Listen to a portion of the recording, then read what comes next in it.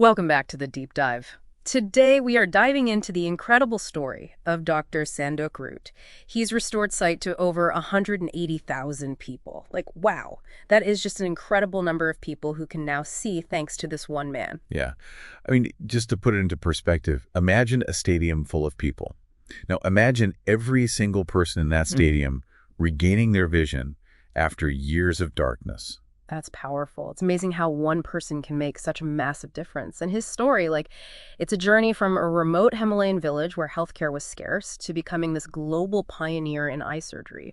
We really want to understand in this deep dive, what are the key elements of his impact? How did he combine innovative thinking with deep compassion to create such widespread change? Right. It's like, how can we distill the essence of this remarkable life, a life dedicated to solving this really critical problem?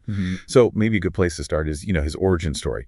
How did Dr. Ruit's journey begin? Well, let's go back to 1954 to this village called Olangchangola in Nepal. It's remote, healthcare was extremely limited, and that's where Dr. Ruit was born. And, what's interesting is his parents, despite facing financial hardship, they really believed in the power of education. Huh. So even in a place where resources were so scarce, education was a top priority. I wonder, what kind of challenges did they face getting him that education? Oh, I'm sure many.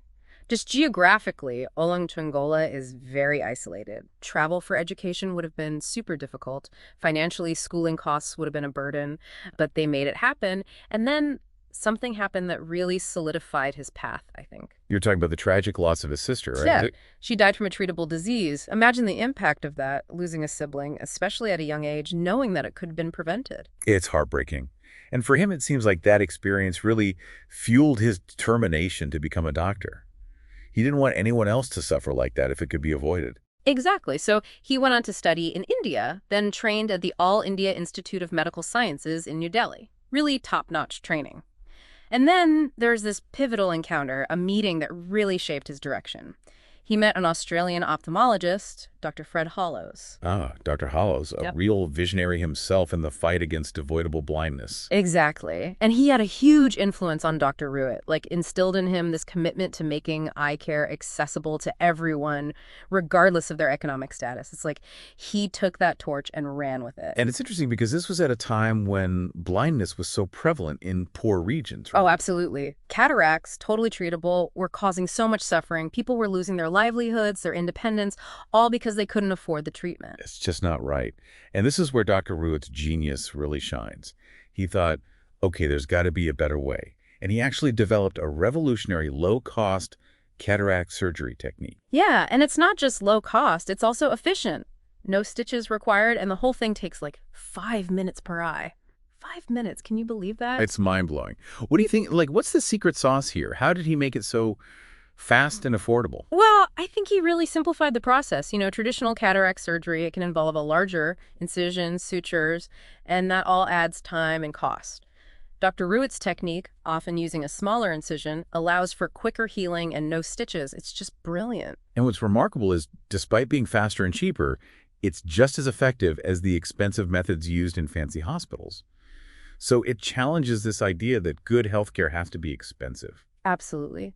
And to really scale things up, he co-founded the Tilganga Institute of Ophthalmology. It wasn't just about him doing surgeries, it was about creating a whole system for delivering eye care. Tilganga became like this powerhouse, this hub for their work. Yeah. And one of their key moves was to manufacture intraocular lenses locally. These are the artificial lenses implanted during surgery, and typically they cost $300. Tilganga managed to make them for about $3. Yeah, that's huge. It removed this major barrier to access. I imagine setting up a manufacturing facility, especially for medical devices, that must have been a massive undertaking. For sure. Technical know-how, quality control, regulations, it's a big deal. But they did it. It was that long-term thinking, that investment in sustainability that really allowed their work to flourish. And it wasn't just in Nepal. Dr. Ruit's work has reached over 30 countries. Think about it. India, Ethiopia, Myanmar, even North Korea, that's dedication, going to all these diverse and often challenging places. It's incredible. Imagine the logistics. Organizing camps, transporting equipment, dealing with different cultures, political situations. He's performing 50 surgeries a day in these makeshift operating rooms. That's a true testament to his commitment. Seriously. And can you imagine what it's like for those patients? After years of living in darkness, they get this procedure and suddenly they can see. It changes their lives completely. It gives them back their independence, their dignity. And goes beyond those individual surgeries, too. He's trained over 650 eye surgeons. That's building capacity, passing on his knowledge and skills, ensuring that his work continues to have an impact for generations to come. He's not just treating blindness, he's empowering others to do the same. And for his contributions, he's received numerous awards, like the Ramon Magsaysay Award, India's Padma Shri, the ISA Award for Service to Humanity. Pretty impressive, right? Yeah, he's a true global hero. It shows the worldwide recognition of his work, not just the innovation, but the compassion, the dedication to solving this huge global health problem. So what's next for Dr. Ruit? What's his vision for the future? His ultimate goal is the global elimination of preventable blindness. Ambitious, sure, but with his track record, who knows? He believes poverty shouldn't be a barrier to sight. He's advocating for affordable eye care as a human right, not a luxury. And he's not slowing down. He's training more doctors, expanding his model to more underserved communities. So taking it all in, what are some of the key takeaways from Dr. Ruit's story? What resonates with you? Well, first, innovation can break down seemingly impossible barriers. Dr. Ruit saw a problem, understood it deeply, and came up with a practical solution. It wasn't about accepting limitations, it was about finding a better way. I think the other big takeaway is the power of compassion. Dr. Ruit wasn't just focused on the technical aspects. He was deeply driven by a desire to help people, to restore their dignity and independence. It was that human touch that made his work so impactful. You know, it's really inspiring to see how one person from a remote village can make such a global difference. It shows us that each of us has the potential to address huge problems if we have the vision and the dedication. It really does make you wonder, what other seemingly impossible problems could we solve if we followed Dr. Ruit's example? If we had that same blend of ingenuity, compassion, and unwavering commitment. So, to wrap up, we've seen the incredible impact of Dr. Sanduk Ruit's work. He hasn't just restored sight.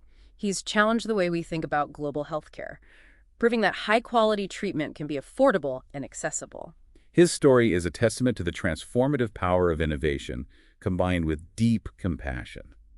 It's a shining example of what can be achieved when one person sets out to make a real difference. So we encourage you to think about the lessons from Dr. Ruit's life, the role of innovation, the importance of compassion, and the power of individual action. If you want to learn more, check out the Tilganga Institute of Ophthalmology. They're doing amazing work, and understanding their model can teach us a lot about tackling global health challenges. As we leave you today, think about this. One person's dedication to a seemingly impossible goal can ripple out and change millions of lives. It makes you wonder, what other impossible barriers could we break down with that same vision and commitment?